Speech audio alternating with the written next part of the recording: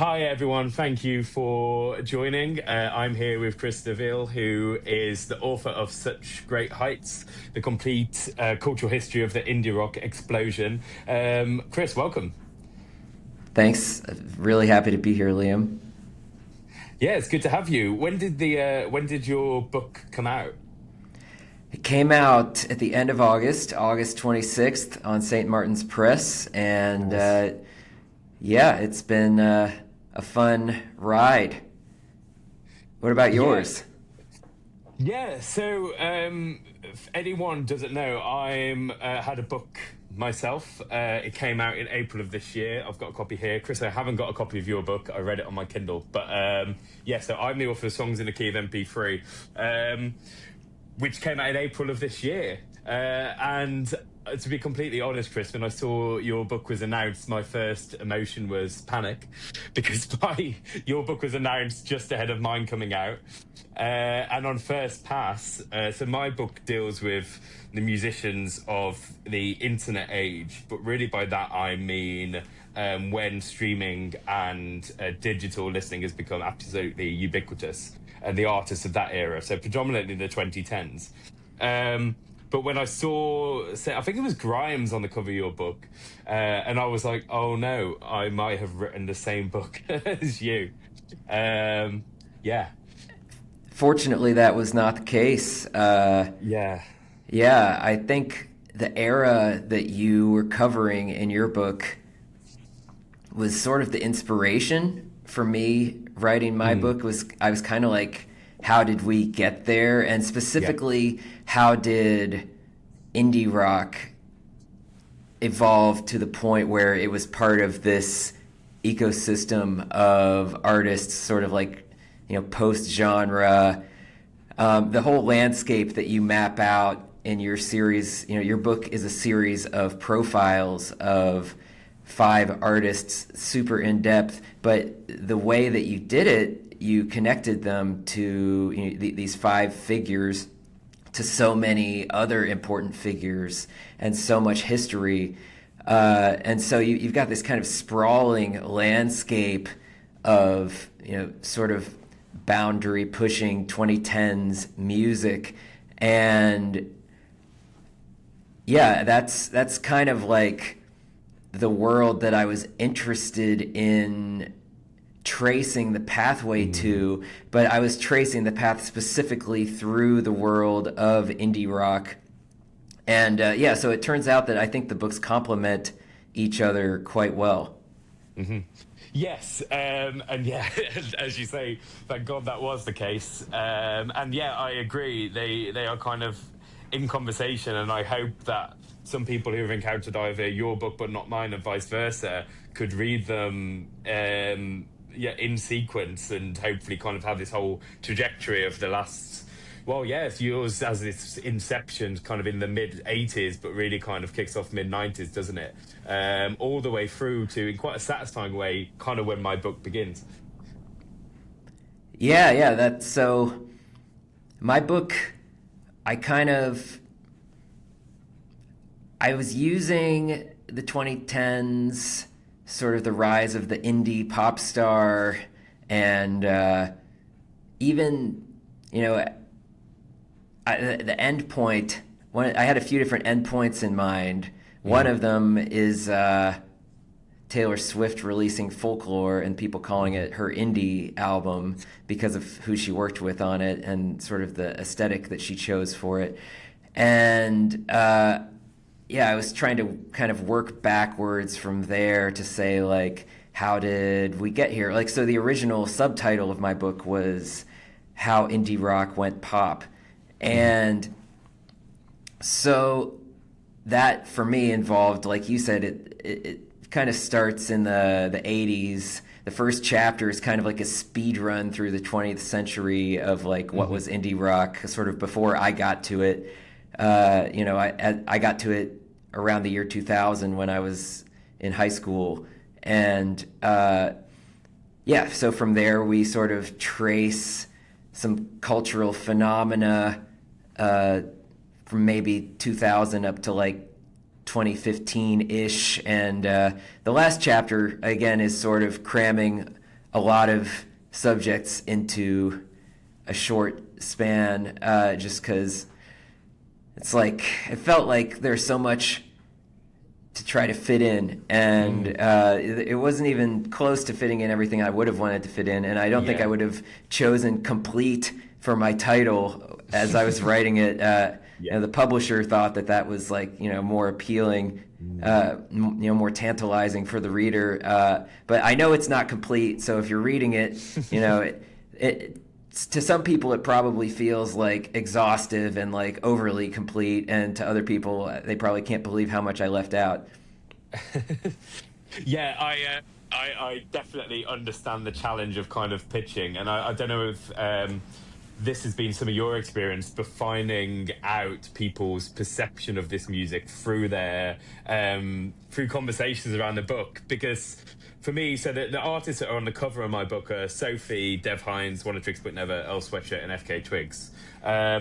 Frankly, when I've had conversations with friends and family, they are normally like, who are these people? They really actually often haven't heard of any of them, which did surprise me. I thought they might have heard of one or two.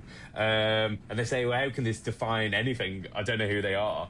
Then I went to a festival in Poland a couple of weeks ago, very much an experimental music festival. And I felt self-conscious the whole time of like, I have chosen such like normie mainstream picks. And I'm sure that must be the case for you. For some people, this is just like skimming the surface. As for some people, you're providing this encyclopedic rendition. Yeah, it's interesting how like there really is such a wide range of knowledge and awareness when it comes to this music. It's like for people like you and me who are kind of in the slipstream of online music criticism and like sort of forward-thinking music, but with like at least some pop footprint. It's like, I agree. All of the artists that you chose to me are like household names within the world that we sort of inhabit. But at the same time, it's true. Like there's more artists' names listed on the cover of my book, and it's not even close to all of the ones that are mentioned in the book. It's like everybody kind of gets breezed past quickly in service of the larger narrative. But it was interesting. I have a cousin who's more like an uncle in terms of the age difference. Okay. And it's like he's reading the names of the artists on the front of the book, and it's like he said, I've heard of Radiohead and Death Cab for Cutie. And it's like all the rest of the names, he hadn't heard of any of them, and it's like Arcade Fire and like crazy. Just artists that I thought everyone had heard of. So yeah, it has been a fascinating experience. Yeah, and you mentioned some of the in the breeze past comments, some of the style that your book is written in. And I thought what was also really satisfying reading your book and just really interesting for me as a writer is how differently we approach the book. And I think that might also be testament to the subject matter, because I'm talking about a time where things are very non-linear.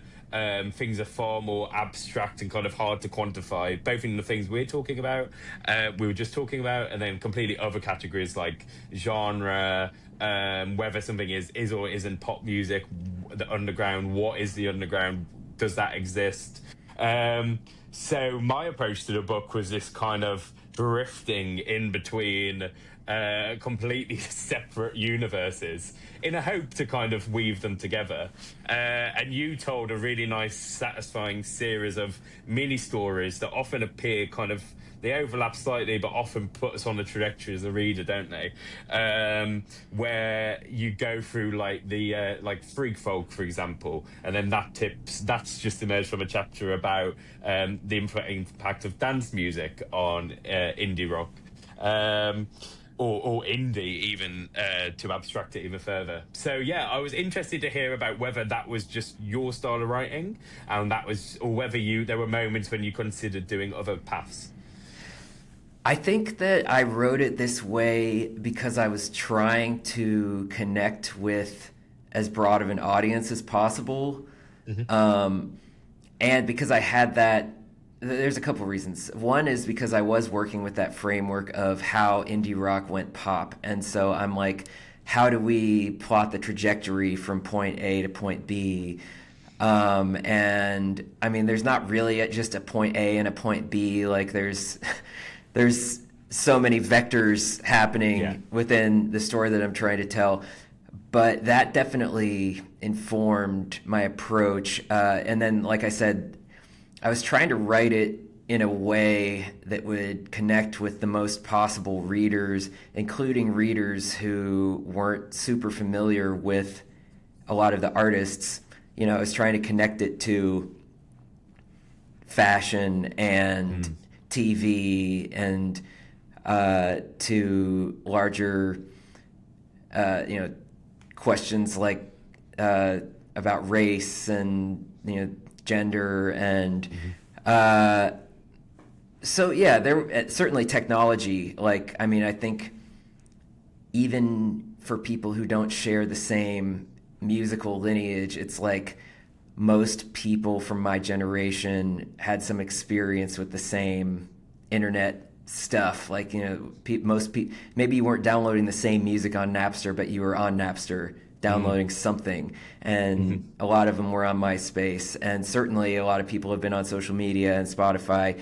And so, I was trying to write it in a way that would connect the story I was telling about a particular lineage of musical artists and particular scene or interconnected network of scenes, and put that in a way that people who really were not familiar with this stuff could understand.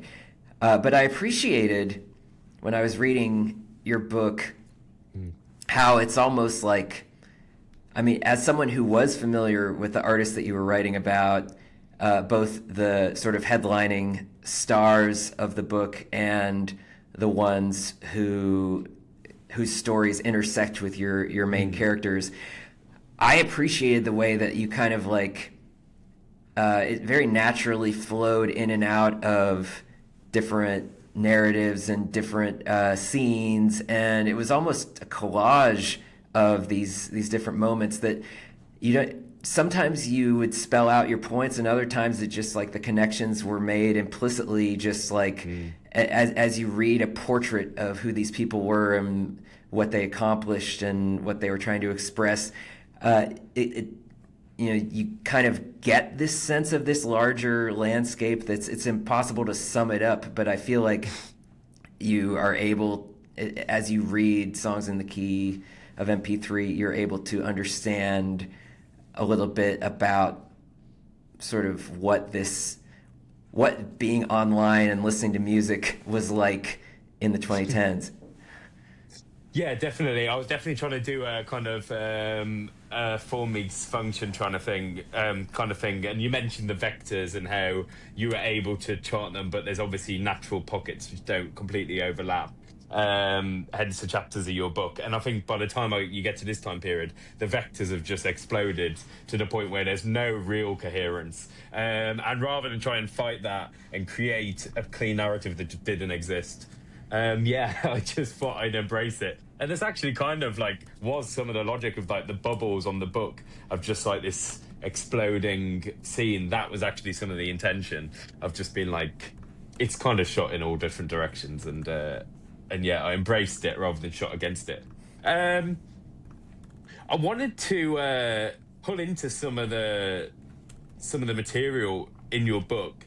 Some of which I just found so gripping because it was really like seeing the, like you say, the world that I'm so familiar with from my book, piecing together bits that I could kind of see the end product of, but didn't necessarily know the machinations of as it went along. And so, I just kind of wanted to... One of the most interesting things for me was about the 90s. So I was born in 1996. So some of the things that you were talking about as being different, I didn't know were ever so different, or I can't quantify. And one of those things is the difference between indie and alternative rock. So how would you quantify the difference between those two things as they appear in the early to mid 90s? Okay, so some of this is semantics, and I'm sure you'd have people who argue that they are the same thing.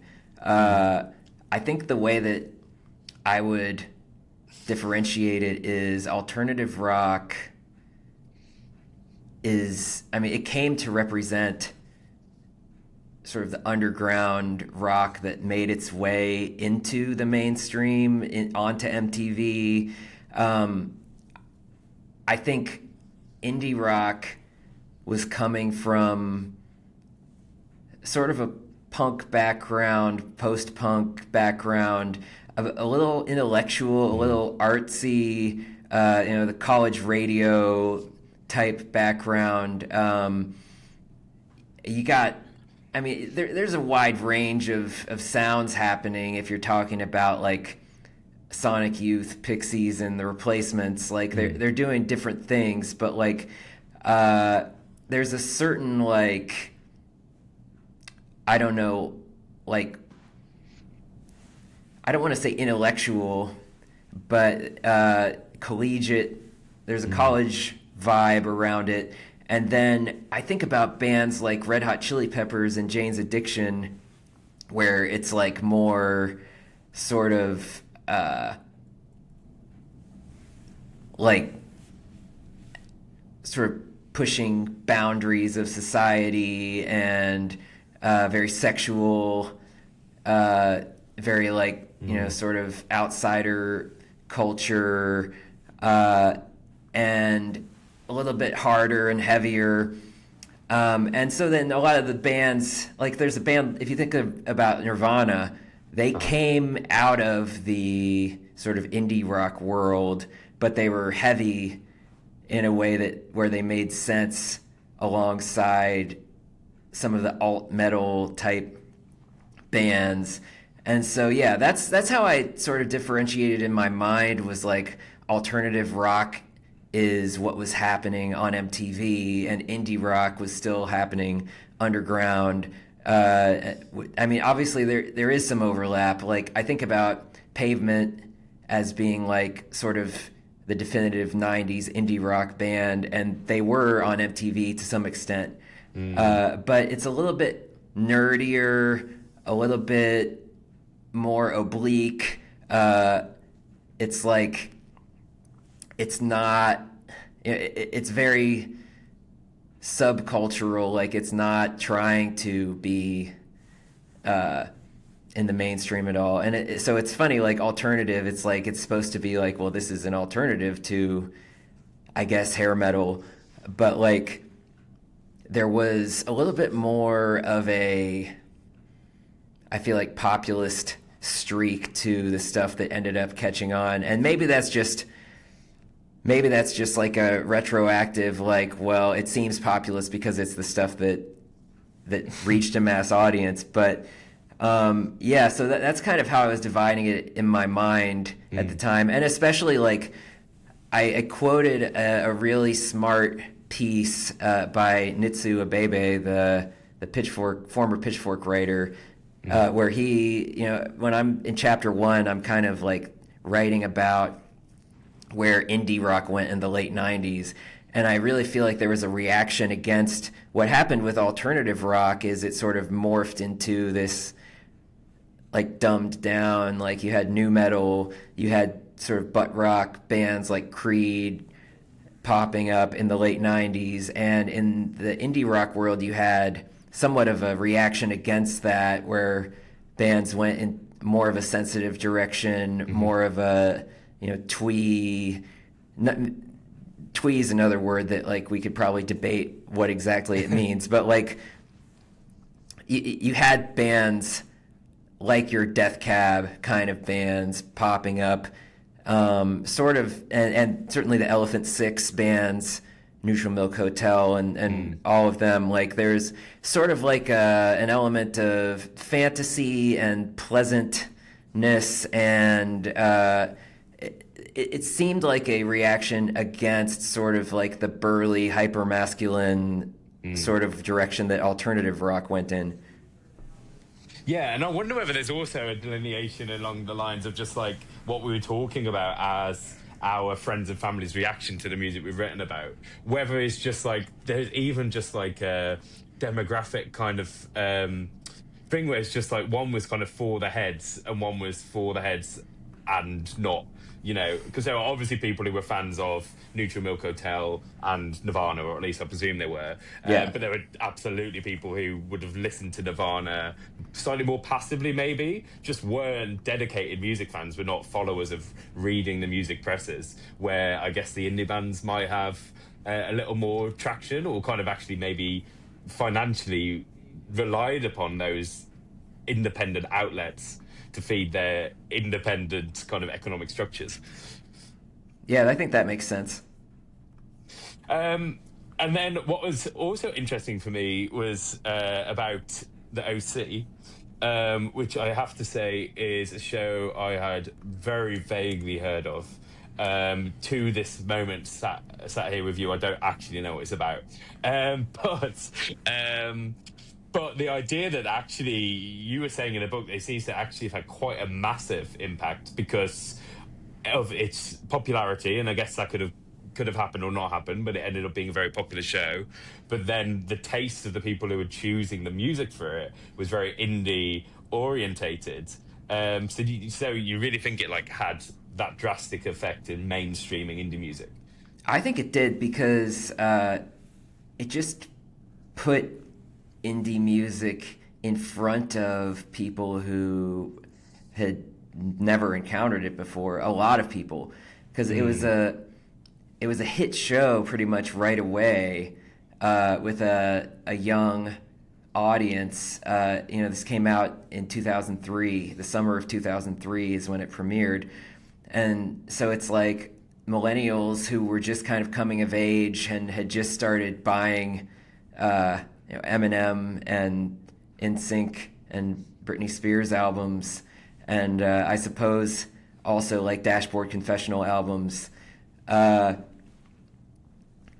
Then all of a sudden you've got a character in Seth Cohen who is like just defining himself as, I'm someone who loves Death Cab for Cutie and Bright Eyes. And they write it into the storyline. So it's like, I've been talking about this in some interviews. There's no shortage of filmmakers and TV showrunners who have put cool music on the soundtracks to their shows. But this was sort of a rarity to the extent to which it was actually, the music was written into the characters and into the plot, and to the point where in the second season they created a music venue where Seth could work, and then you had performances by like the Walkmen and Modest Mouse and the Killers. Like it was like the sort of like an American Bandstand effect almost. And so like, and the soundtrack was a very big deal too. Like you had people going online after every episode to get the list of songs that appeared in tonight's episode, and they released the soundtrack albums and called them mixtapes. And so like I really think, aside from the fact that the show itself introduced this music to a lot of people who wouldn't have heard about it otherwise, I talk about this in chapter 3 of the book. I feel like it sort of set off this little cottage industry within Hollywood of sort of the indie rock film. And so, yeah, I think it did make a difference. And it's possible that it didn't make as much of a difference over in England where you are. I'm not even sure if it aired over there. But as someone who was at university, or in college, as we say, when this came out, I was kind of stunned at like how people were suddenly discovering this stuff that I had been reading about on Pitchfork. All of a sudden, it's like these are well-known sort of brand name bands. Yeah, I think that's something that we kind of experience a lot in our kind of line of work of, these kind of niche up and comers, or maybe they're even like darlings of our particular field, but they have no kind of commercial breakout. The most recent and most obvious one being someone like Charlie XCX, who was, seen as like kind of this pop eccentric. And then it's suddenly like my friends who have quite a passive interest in music would just be like, oh yeah, have you heard the new Charlie? I'm just like, how did this come about? So that must have been quite surreal. Yeah, I think that's a good comparison point. It's like Charlie has all the real heads, as you say, are familiar with Charlie and have been familiar with Charlie. And then all of a sudden, this sort of mainstream ubiquity seems to come out of nowhere. And it's like, this artist has been here for years and has this deep back catalog of incredible music. Yeah, and sometimes sometimes that catalog gets wrapped up in their newfound kind of commercial success, and sometimes it just doesn't. And I think with Charlie, it was mostly about Brat, really, and a couple of like breakthrough singles she'd had. I don't think anyone was suddenly throwing on an album from 2017. It was also focused on that. I thought what was interesting was then you quickly, again, quite an exciting kind of passage. You're just suddenly like talking about like the Apple ad with Feist, which I do remember, and suddenly it becomes, I guess, as has happened through the history of popular music, another subculture that is cool to people who are encountering for the first time, and they want to use it to either show their own cool or for someone like Apple to just sell their stuff. Yeah, it's like that's sort of the nature of capitalism, right? It's like something, the conquest of cool. That's a book that was looming in my mind while I was writing my book. So it's like there's always going to be whatever has cultural cachet. There's going to be someone who's going to try to use that cachet to sell something. And I mean, we can certainly debate about whether that's good, bad, or neutral, but it definitely feels inevitable under the system that we live under. Yeah, I wonder sometimes about kind of my own answer to some of those questions, and I think it's quite nuanced, because I think a lot of the times the artists aren't brought commercially along with that success. And I encounter, and I don't know if this is, you found this as well, because I know that you interview artists, people who have like had big advert placements that I might think, okay, so financially they're going to be self-sustaining. And sometimes I find a couple of the members have like part-time jobs and things. So commercial usage doesn't necessarily equate to like suddenly a band has been brought up with that exposure. And I think a really interesting, again, more nuanced example was your quote about the lead singer of the Shins, talking about how they were technically bigger. They were technically drawing, I think, bigger audiences, but they were feeling smaller because they lost the absolute like diehards who had made up most of their crowds before then. Yeah, that was fascinating, because it's like, I think if you follow music and especially music that is sort of framed as cool, or that is underground, or in some way, anyone who is defining themselves as like an early adopter listener, that's one of the phenomena that I was interested in exploring a little bit in the book, was the way that when a larger sort of mass audience, a group of people who have maybe less refined taste, latch on to a certain band or a certain aesthetic, all of a sudden the people who want to define themselves as ahead of the curve, they have to find a new aesthetic to latch on to. And it's like, I mean, that's kind of a tale as old as time when it comes to like, oh yeah, I like their older stuff, but then then they got too big, or then they Yeah. sold out or whatever. So, but the way that we construct our identities around the music that we love, or the music that we choose to construct our identities around because of what it says about us or what we think it says about us. Like, I thought that was a through line that colored some of the stuff that I wanted to track in my story. I'm curious about, like, with your book, how did the concept come about for you? Like, what inspired you to take this on? I think the absolute honest answer was I was approached by a publisher who was familiar with my music writing. So the book's published in the UK by something called White Rabbit, a publisher called White Rabbit. And they have published a lot of brilliant titles. They recently published like Sly Stone's memoir in the UK. I think they're probably the UK outlet for some titles you'll have had in America. They've also had books about like Manic Street Preachers and stuff this year. So quite a renowned music publisher in the UK. But they are very 90s centric.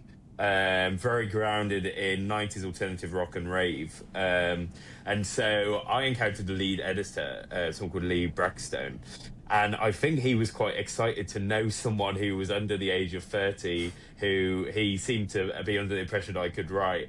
And so he actually approached me, which was very bizarre because I was like 26 and had no real reason to be writing a full-length book. He approached me, and so I scrambled to put some ideas together. And I came up with what I would describe as an encyclopedia of the years 2010 to 2020. It was incredibly dense, probably did try and feature every musician I'd ever loved or listened to. And it went to, do you know Simon Reynolds? Yes. Music writer. Yeah, so he took a look at it, and he was like, he said something like his knowledge is impressive, but this just reads like an A to Z. And I was like, Yeah. okay. Fair enough. And so we came up with the concept of narrowing it down to 5 artists. And as you've already inferred, I'm glad this came across, it's obviously the first question I normally get: why those 5? And the actual answer is that they're a bit of a cheat, in that each one of them allows me to talk about a specific, to use that word again, vector, specific area of musical development that I was particularly interested in, or they're artists and collaborators. Like, I knew with FK Twigs I could talk about Nicholas Jar and Arca. I knew with Sophie I could also touch on people like Charlie. So yes, they became conduits. And so yeah, so the music, it came about in quite a hodgepodge way, but it was definitely born on, similar to you, like an era of my kind of the development of my taste and coming from a place of intrigue. I think it's cool because, like, we're the era that you're covering here, there haven't really been that many books published about it yet, and so I mean, there is some value, I guess, in revisiting it probably like 30 years from now when we have a little bit more perspective. But, like, I think it's great that someone got this history down and got these ideas down now. Like, I think, honestly, that was one of the drivers for me writing my book. Everybody feels like my book is about the 2000s, and it is in large extent, but like the 2010s was the reason I wrote the book, because I was like, nobody's really writing about what the 2000s wrought. Like I was interested in like how we got from what happened in the 2000s to sort of like the way quote unquote indie music and however you want to define that ecosystem like existed in the 2010s. And so yeah, to me that was one of the most exciting aspects of the project, was like getting out a book that touches on this history in the 2010s that really was previously only chronicled in blog posts and magazine articles, but stuff that was really like, I felt like a lot of the history of this stuff was real ephemeral and was sort of in danger of disappearing. I mean, like Hipster Runoff which I deal with in the book, is not even online anymore, and you can only get it through the Wayback Machine. So it felt cool, to just sort of burst into this period of history that hasn't been covered in book form so much yet, and B, to like preserve this area of history that is maybe disappearing because it's only been online. Mm-hmm. Yeah, definitely. I think even the music itself, I think the 2010s is the first time where, since the kind of inception of, popular music as you know it in like the late 1940s, where you're really dealing with the risk of kind of projects themselves. And I'm not talking about like totally obscure straight to cassette tape projects. I'm talking about like albums that have a lot of excitement around them, that aren't on kind of like or even collections of music, if you're talking about things like you get into the SoundCloud space, where you're just like most of the discourse exists on Twitter or things like Rate My Music. And so basically just to echo what you're saying, it's just the lineage isn't laid out there, and the music itself isn't really given the same amount of time and detailed interrogation, because it kind of enters our lives in quite an intangible way through streaming services, and then just seems to leave as fast as it came. And I do make the argument in the first chapter of my book that I just think the music is as worthy of interrogation as any that came before it. And so to try to use a more traditional route, which was the book, to give it that due, basically. Yeah, I think you give it really fascinating scrutiny, and had some really good insights about sort of what was being... I mean, there's just like so much to unpack there, but like for such a sprawling project, I felt like it really coheres. And I mean, you're absolutely right that the music deserves that kind of treatment. And I mean, especially with the way that the media environment is going right now, there's less and less.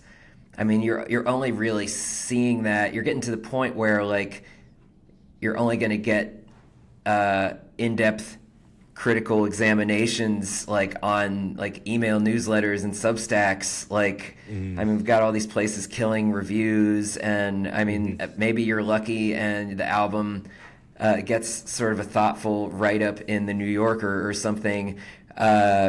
Even Pitchfork publishes fewer reviews than they used to, although thankfully they are going in a direction of covering things that are a little bit more niche, and giving space for that. But like, so I think that you sort of chronicling all of this is a really valuable resource. Well, thanks. Yeah, I'm glad it came across that way, and and hopefully it will have utility for the next kind of generation. And I had some very nice comments on my. You just immediately feel aged. I had some comments from someone who was clearly like a student, and she was like, "Oh yeah." She was like, "Oh, some of my favorite artists are fans of these artists." So I was keen to look into who they were. And I was like, okay, so already we're at a next kind of generation. And I think it's kind of a self-sustaining thing, isn't it? People might think there's less hunger for detailed music writing, but actually I think that's sustained by just less accessible music writing because of the closure of these institutions or the changes made to them. So yeah, I'm glad that we're both there kind of just fighting for it as an art form in itself, because it is definitely in a trying time. I actually wanted to, and I was going to ask this far later, but since you just referenced it, I spent some time at on Sound, the Polish festival, with Kieran Press Reynolds, who's one of the new columnists at Pitchfork. And I was really interested to hear, I mean, I guess there's bigger questions about kind of the music writing and music journalism industry in general. But some of your thoughts to Pitchfork, which seems to happen in the next some of your thoughts on the changes to Pitchfork over the last couple of years. Because it seems like with the new editorial team, there's a real renewed interest in, by sheer force of will, putting more niche kind of projects in there. I wonder whether that was something you noticed as well.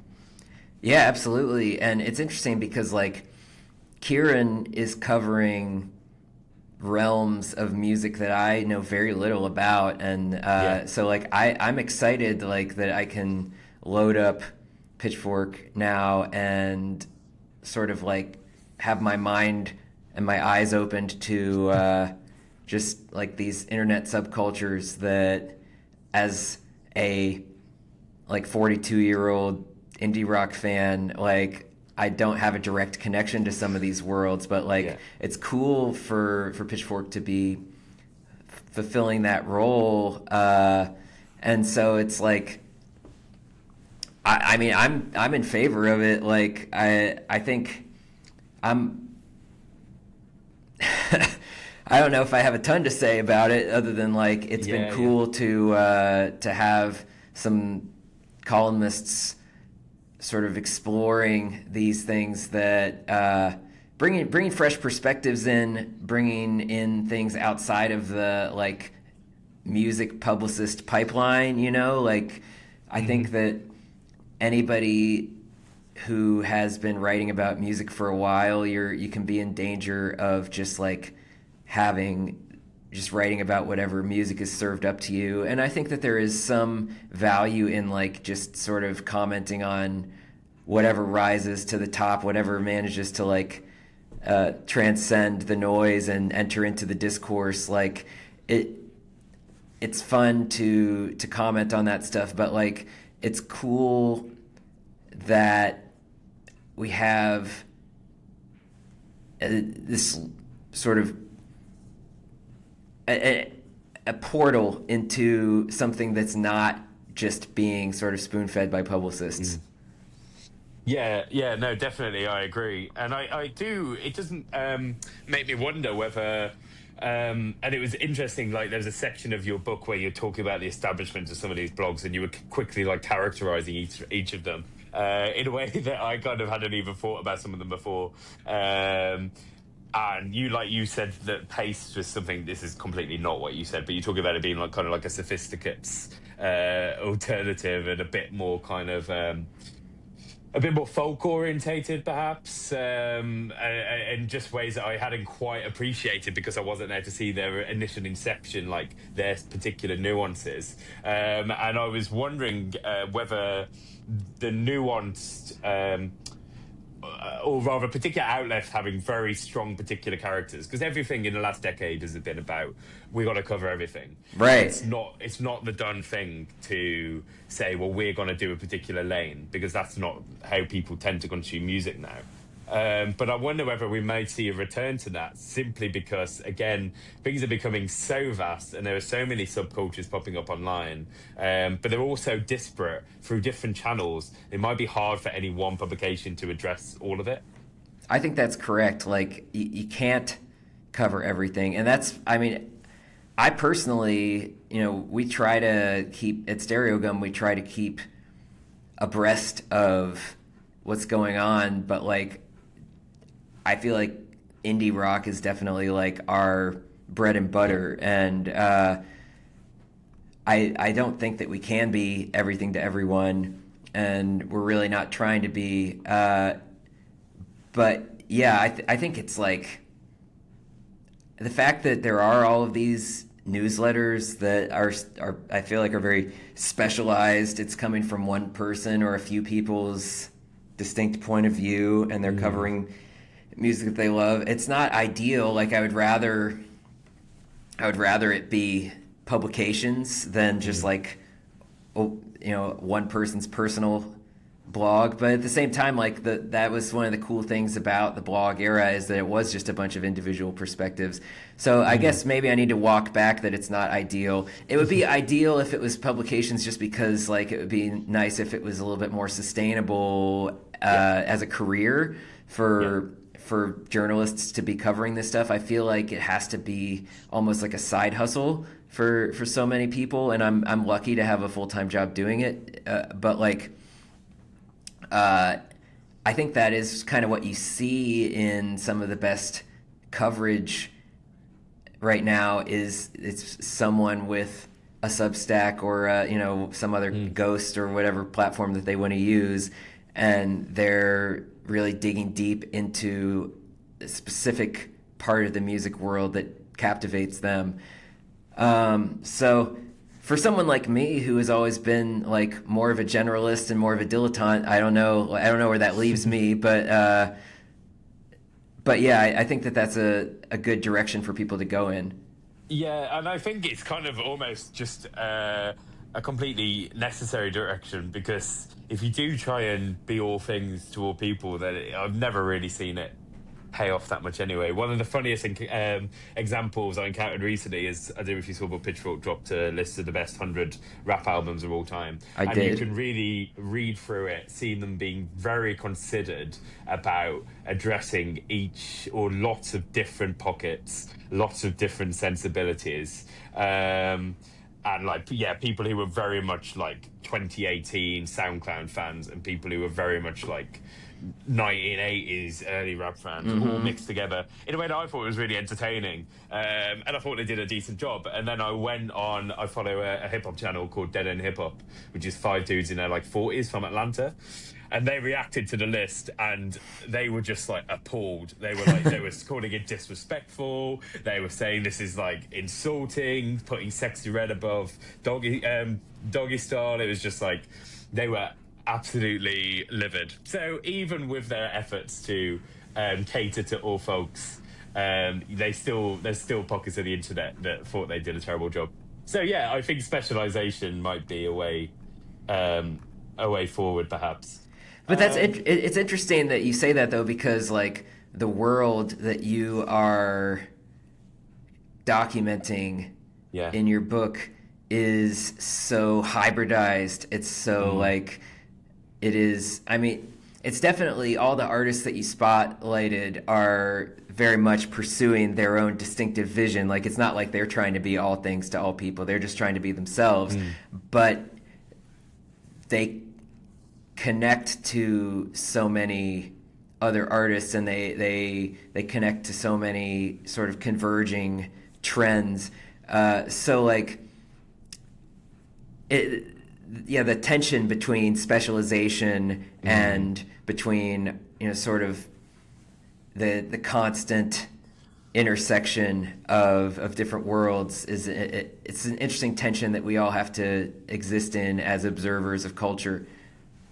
Yeah, I agree. And yeah, no, you're all right about the music itself. I think, my book continues a story that is a constant theme in yours as well, which is like these things which are very distinct scenes, often even quite regional scenes, suddenly and forcefully interacting with like things like, there's these major characters in your book, like when Daft Punk enters a fray and that becomes a thing in the indie universe and then changes the nature of what can even be fit under the indie umbrella. And then when in the early 2010s, when kind of the hipster class who would have been the listeners of like the indie rock in 1998 become infatuated with rap music, and the way that's kind of integrated, and the indie music responds to that, but also a lot of rappers and producers have this kind of love affair with indie as well. And yeah, my book is a continuation of that journey of this cross-pollination,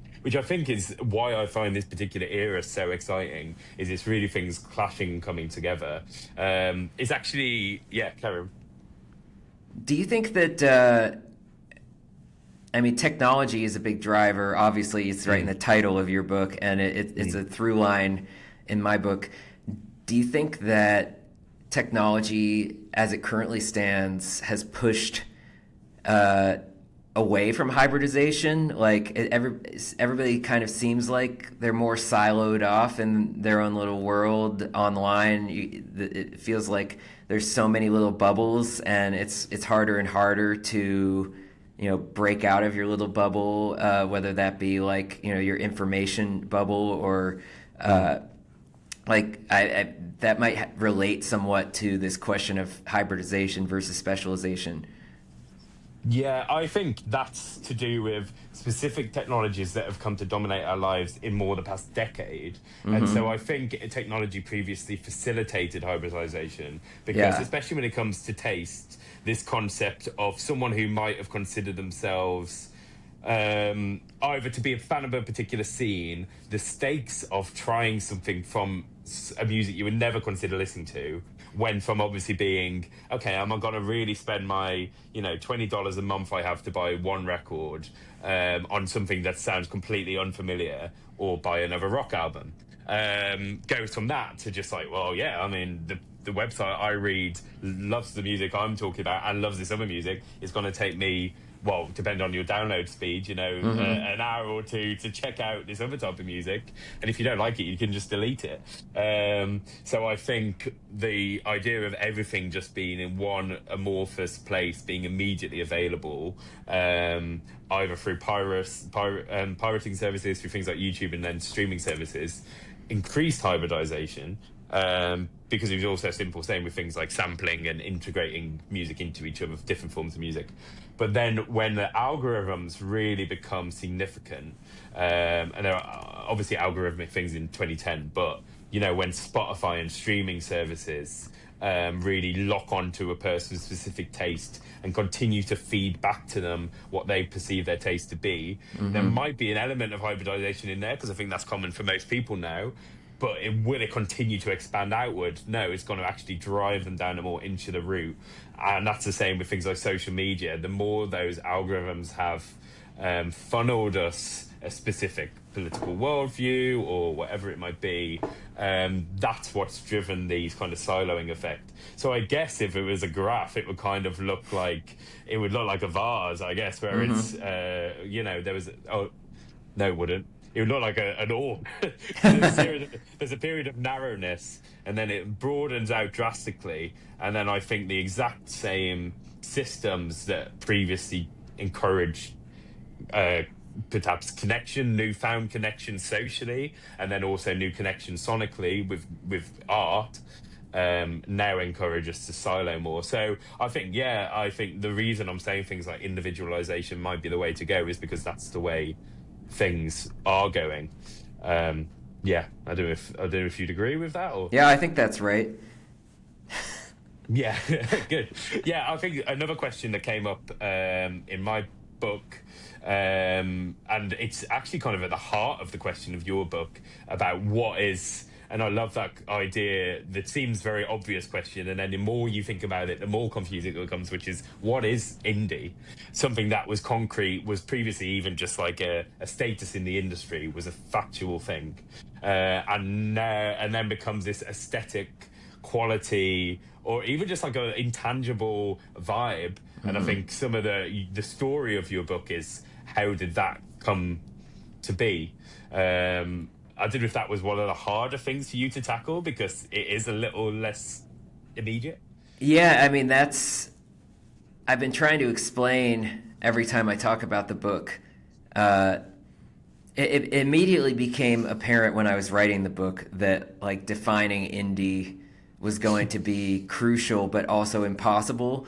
And it's like something that you can sort of get close to, but never quite get all the way there, because maybe there is no there. Like, it definitely seems like it moved from, like you said, it was a business mechanism. Like, you are either, you're on an independent label, or you're not on any label whatsoever, or you're on a major label that's not independent. And certainly by the time Sebadoh released the Gimme Indie Rock EP, I want to say it's like 1990 or 91, there was already an aesthetic association with the idea of indie rock. And then I think as all of these other influences came in, and you had the electronic music influence, you had, I mean, we haven't even uttered the word poptimism, but that's something that really looms over the story that I was telling too. You had all this, hip hop and pop influence, and just so many different indie music branches out in so many different directions, and then it becomes less of an aesthetic and more of like a audience, like demographic, like I think that is, and that's how you end up.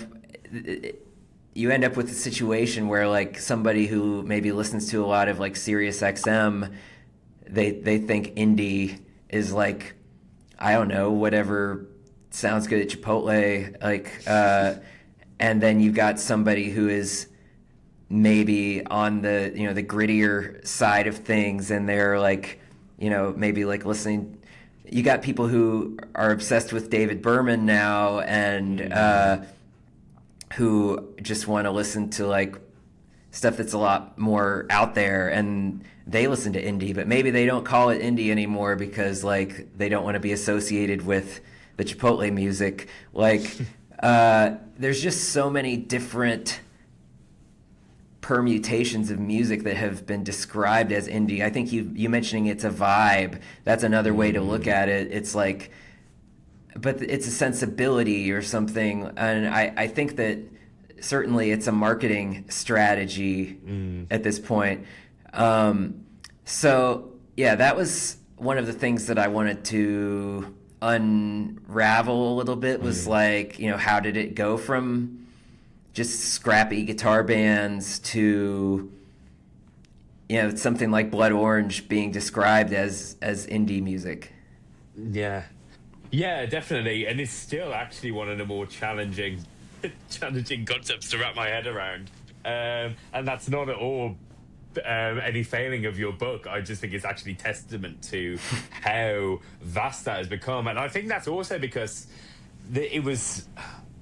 Well, I don't know, because I was actually about to utter something I immediately disagree with, which is I wanted to draw a parallel to punk, and how punk is kind of similarly in 2025, it's an aesthetic more than it is anything else. You can buy punk things from Primark or whatever it would be. There was a Sex Pistols MasterCard, which had Anarchy in the UK on it.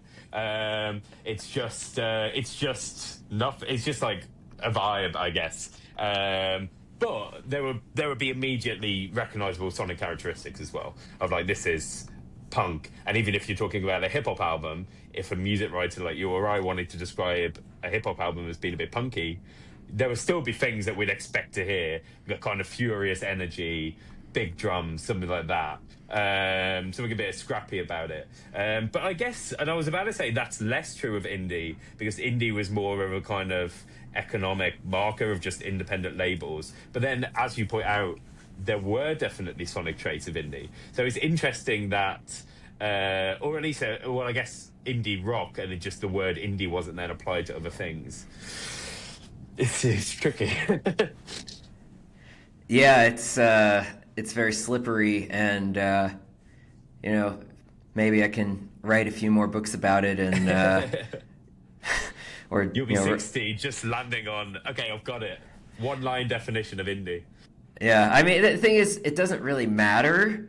Like, it's fun to think about, and then at the same time, it's like, you know, most artists will be like, who cares what you call it? This is just, you know, this is just the music that I'm making. But I guess it matters in the sense of like how we categorize things helps us to make sense of the world. And, you know, that's why we have genre, is like, well, I like these bands, so maybe I'll like these bands too. Or like, this helps me to, you know, align myself with a certain culture that I feel like represents me and my values, or me and my sensibilities. So like, it matters in that sense. But if somebody came up to me and was like, why are you thinking so hard about what is indie? Like, I don't know if would have a good answer for them, other than like, I find it fascinating and like personally rewarding. Yeah, no, I completely get that. And I actually hope that no one would finish your book and think that is very specifically what you're interested in, because it actually is more about the questions it throws up, isn't it? About both creatively, about like how we kind of think about and show a lineage in different approaches to making art. And so we say, well, this is a particular approach to making art, and then that's like an indie approach in the very abstracted sense of just like, okay, they're doing a certain thing and applying it to a different style. And then and then just how we signify and categorize culture, and I think that was something I really enjoyed that I was actually hoping you'd address, because it was one of the first that kind of popped in my head, was also about these canons that have been created online amongst. I mean, I'm seeing like 15-year-olds on Twitter now arguing about like, which is the best Gang of Four album, and talking about like, I don't know, like I'm just digging into. Björk's probably too mainstream for these guys, really. I'm just digging into Talk for the first time, just like because there's this canon that is now passed on around certain texts, and the canon is amorphous and it moves online, and you couldn't read. There's certain things that you could put in a neutral milk hotel being the most obvious for me. That's going to appear in any canon that appears anywhere in this particular kind of subculture. But it definitely, while intangible, I think it definitely exists, and I think it's very interesting what enters that and what doesn't. Yeah, and it's like with the way that, again, to bring technology into it, like something like Duster is an example of sort of a shoegazy, slowcore-ish type indie band that was not really a pillar of the canon during their heyday, but because people discovered them through streaming and through TikTok and also just through word of mouth, it now Duster is considered like a canonical indie band of their era, and they developed this long tail of influence. And you're right that the canon does change, and it's really interesting to see what resonates with people. I mentioned David Berman too. It's like there's never been a time when Silver Jews and David Berman did not have some sort of like big sort of critical appreciation. Like he's one of those artists who has always been deeply revered by critics and always had a cult following, but it feels like over the last few years, this class of singer-songwriter like David Berman, Jason Molina, you see a lot more reverence for them within like the new generation of indie rock bands.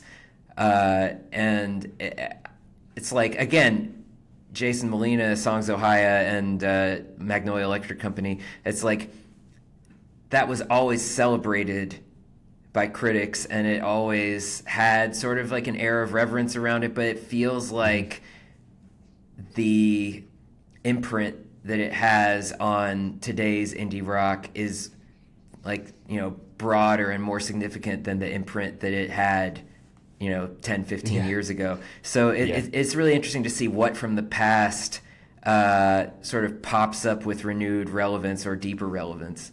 Yeah, that was actually a big running theme in my book, is this idea of how we document and preserve the past, and if things become better documented, the way in which the story of the past can almost change. And multiple artists I interviewed for the book, they have their own kind of sacred figures. And very often it was people like Arthur Russell, Björk, Alice Coltrane. And these are people where it's like in 2000, most of the Arthur Russell music we have today, you physically couldn't listen to. It just had not been released. Alice Coltrane was probably sat on some cassette tape somewhere. And then... who was the other person I said? Someone like Björk. Björk is obviously been a resonant figure, but the fact that she was booming so high, it's not like they were naming Prince or some enormous figure. They were naming these, and so they have created a new canon where they are major figures when they were absolutely niche figures, with Björk being the exception. Yeah, I mean, it's that Velvet Underground effect, right? Like, they were niche figures in the 60s, and then you have the classic Brian Eno quote that has been beaten to death, but it didn't stop me from including it in my book, about how everyone who owned that album started their own band. So I think we'll continue to have that. It'll be really interesting to see which artists from 2025 are retroactively canonized in 2045. Yeah, and I think there's a very high chance it will make us feel insane because it will be like, oh, that was the year that came out, and we'll be like, no one was listening to that. That was not. We were all talking about geese. Right. Yeah, I thought that was really interesting. And then there's also factors which are completely kind of intangible, but I think impactful of just like how individual figures in music and how their careers go can shape the story of entire genres or scenes. I was really surprised. Actually, I wasn't surprised, which is testament to it. That Paste released a big list of their 250 best albums of the century, and I think it was inconceivable a decade ago that they would have done that and not had Funeral, Arcade Fire on there.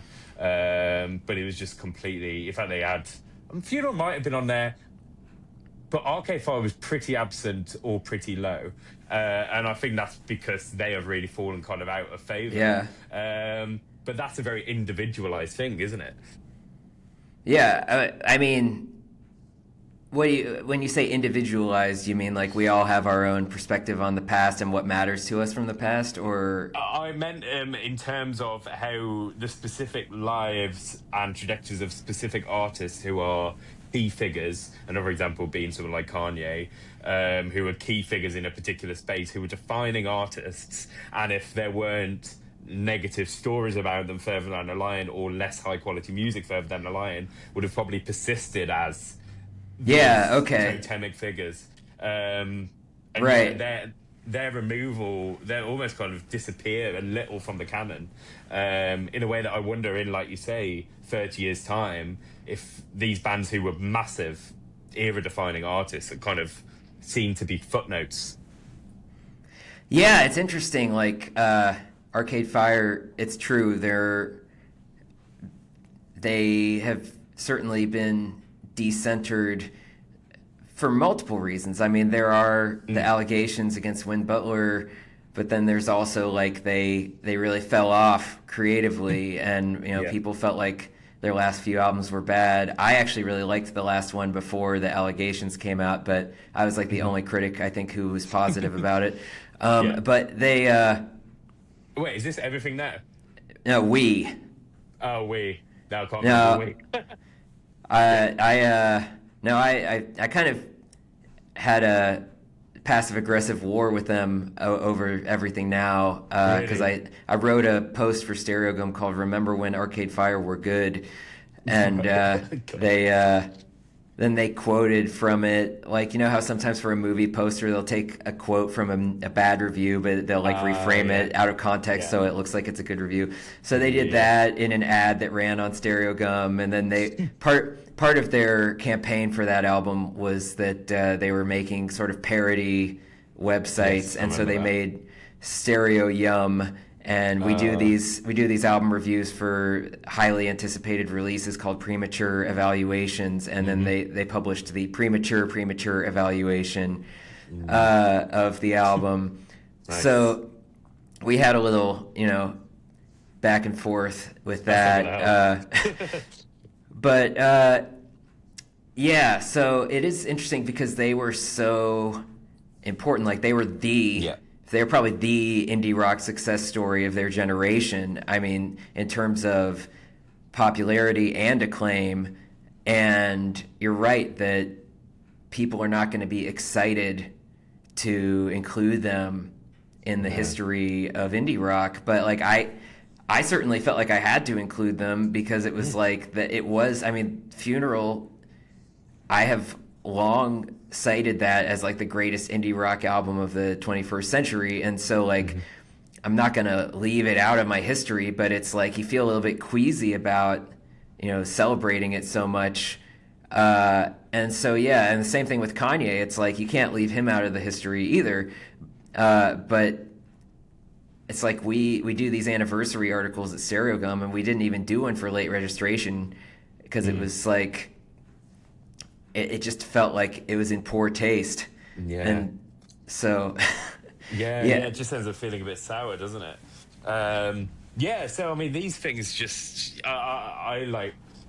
Why was becoming very interested in music in the exact kind of time that things like Do you remember that Sun Kill Moon album? Benji? Benji, yeah. And it's like, already, if I wasn't around in that specific time, there's no way I'd have heard of that album now, because he's someone else who's just vanished because of allegations against him. But if that hadn't happened, that would have continued to be canonized as a great record.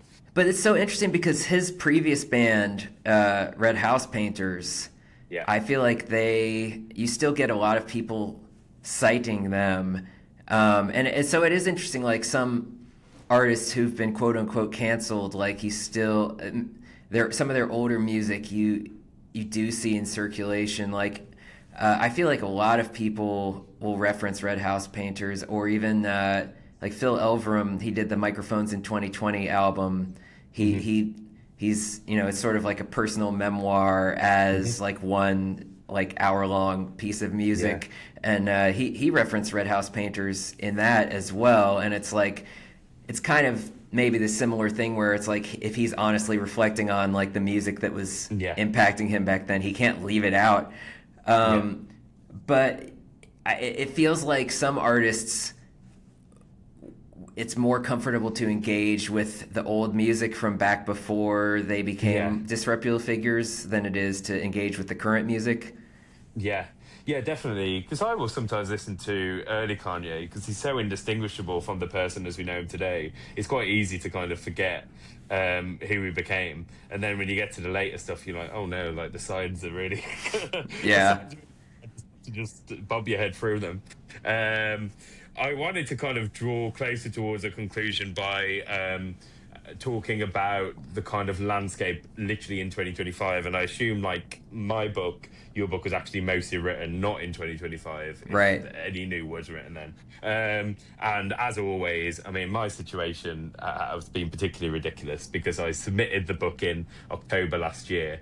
And there were certain artists, like obviously Sophie's no longer with us. Dev Hynes hadn't released a Blood Orange album in 7 years. Earl's not particularly prolific. And then since then, Sophie had a retrospective album come out. First Blood Orange album. FK Twigs, who only ever releases an album every 4 or 5 years, she's releasing 2 this year. So I was just like, the book was outdated before it actually came out. However, there are other more interesting strands, such as the fact that I spoke to Caroline Polacek in the book, and she was saying she remembers seeing PC Music on stage while she was still in Chairlift, and thinking like, wow, I'm so outdated. Like, I've got a band. That's just not a thing you were meant to have anymore. Not in a pressurized kind of like following a trend kind of way. She was so energized by seeing these individual performers that she just wanted to kind of follow that path and work with electronic producers instead. But then all for this year, some of the most talked about music being by Big Thief, by Geese. There's a whole wave of London bands. The windmill scene. The windmill scene, exactly. So, do you think bands are back on the menu? I mean, I think so. I feel like I've been saying this in a lot of interviews because I think it's true. And when people ask about like where things are going, it feels like not just bands, but also bands that are willing to be abrasive and a little weird. And like, you mentioned Geese. Like, Geese is definitely like the big breakout band of this year. And before that, it was his solo, Cameron Winter, their singer, his solo album. And it's like, when I heard what he was doing with his vocals at first, I thought it was a bit like it's not making concessions to like a broad audience. It's not trying to fit smoothly into streaming playlists. It's like standing out as its own thing that you have to come to on its terms. And the same thing with a band like Wednesday, where it's like Carly Hartzman is not afraid to scream. She sings, and even when she sings, it's like she sings in a way that rubs some people the wrong way, but that's like it's earnest expression. And I think the fact that there's been so much buzz around bands like that it's indicative of like a hunger for music that actually is a real alternative. Like it's not just, it doesn't just fit indie as like a, you know, a marketing category. It doesn't just slot into whatever streaming services indie playlist, but it really it stands apart from what we've been seeing over the last 10, 15 years. It's like, because indie, it really did get to a point where it's like, I like Phoebe Bridgers, but like there was a lot of like wannabe Phoebe Bridgers, very soft, like moody singer-songwriter stuff that sort of works well as mood music. And it's interesting to see that there's sort of a pushback against that, and that there is a lot of enthusiasm about music that is shaggier and noisier and more unkempt. So I feel like, that is sort of back on the menu. Wouldn't you agree? Yeah, no, I definitely agree. And I think it's maybe just part of a kind of, because as you've probably gathered, I'm very interested in whether things generally move in a evolving trajectory or whether they're quite cyclical and just take different shapes in those cycles. And I think one aspect which I hadn't considered, and maybe these bands are proving that point to me, is that I thought the inevitable kind of end of the cycle is this period of this exciting art form, which for decade or so is very thrilling, is a source of so much interesting, exciting music, that then becomes either evolves out of itself entirely or becomes completely inward looking, and that music is quite dull. And I think that is sometimes what happened to some of the less impressive indie rock, at least, albums. Yeah, for sure. Of like the 2010s, 2015, 2020 period. But then when that happens, the next part of the cycle I hadn't considered is that when that begins to happen for other places in music, and I think at least I think underground rap is thriving, but mainstream rap maybe less so. Maybe people start turning their heads back, and some of those places that had stagnated a bit have a new generation coming in who are looking to kind of thrill and re-energize again. Yeah, I think so. And, it'll be interesting to see what are the ripple effects of a band like Geese. Like, I think the fake, like the Geese imitators are going to be horrible.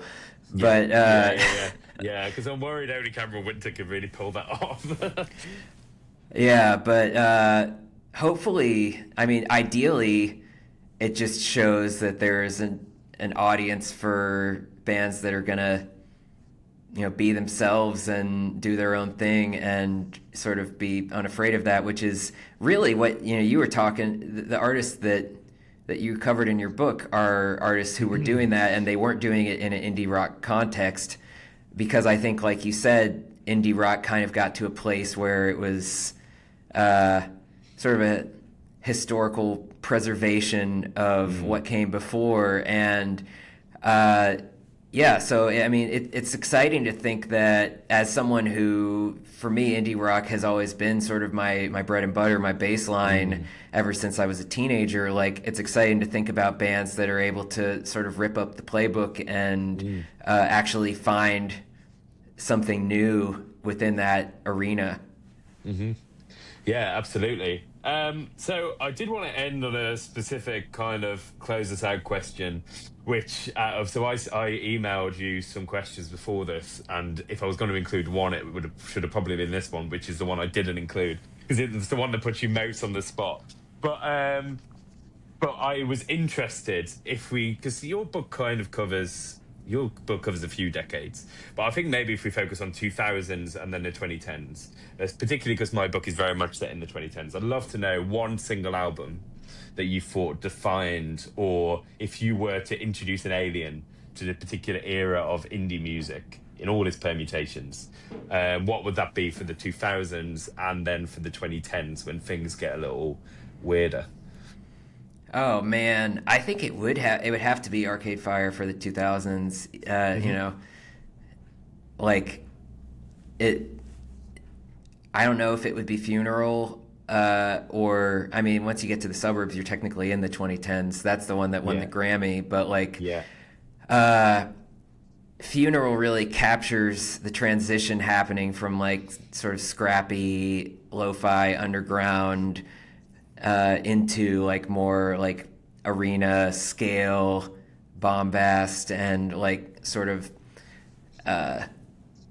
big feelings. I mean, that was one thing that I know that we had intended to talk about, was like, you know, sort of the emotional expression of it all, and how like Arcade Fire represented a wave of bands that was sort of a lot more in touch with their feelings than like maybe Sonic Youth and sort of the cold, obfuscated indie bands before them.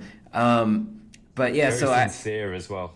Yeah, the sincerity. I mean, which is funny because it's like now you're like, okay, well, how seriously can you take the sincerity? But when I think about indie rock, I don't know, like the whole point of my book was that, you know, by the 2010s, you didn't even really have indie rock. You had like indie. And so I think about like Blonde by Frank Ocean. It's like, it's not a rock album and it's not technically indie, but like, to me, that like really sort of sums up where the zeitgeist was going all that time.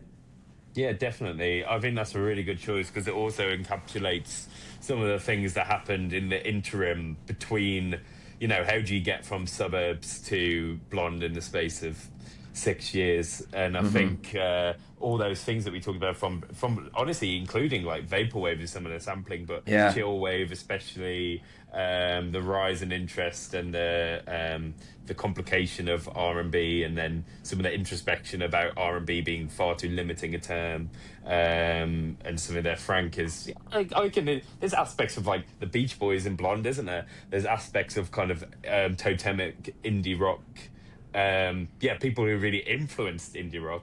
Yeah, there's a little bit of Elliott Smith that he sings on there, I believe. Yeah, definitely. So I think that's a great choice. I think the other option could have been maybe someone like Grimes. For sure. That Oblivion album. Oblivion. I mean, it's quite early, but that actually seemed to kind of set the tone. And these kind of small scale, small budget, but large, mostly synth based pop artists who were just nowhere near the pop charts. It was a fascinating kind of contradiction. Yeah, for sure. I think Grimes definitely. It's funny because like by the end of the 2010s, like the conversation around her had changed already so much, and I mean, certainly now that's another one where it's like, do we have to reassess the entire catalog? But I don't know. I mean, it's sad to say that like some of the most important, like most influential movers and shakers, like there's just all these like marks against them, but like I guess that's life, I guess that's humanity, but you're absolutely right about Grimes being like this incredibly influential figure, this figure that sums up so much of what was happening. And I think she set the scene for some of the music that was embraced by like how you get to the point where someone who might enjoy, I don't know, Neutral Milk Hotel might listen to Sophie's one studio album. Grimes is definitely a big part of that trajectory, I think. For sure. Yeah. Okay. Well, I'm going to wrap this up. We're just coming close to 90 minutes, so I think that's a good spot. But it was a real pleasure speaking to you, Chris. Liam, I'm so your book. I loved yours, and I'm so grateful that you reached out, and I hope that everybody else enjoys this as much as I did. Okay, amazing. Good luck with the rest of the rollout, and I'll catch you around.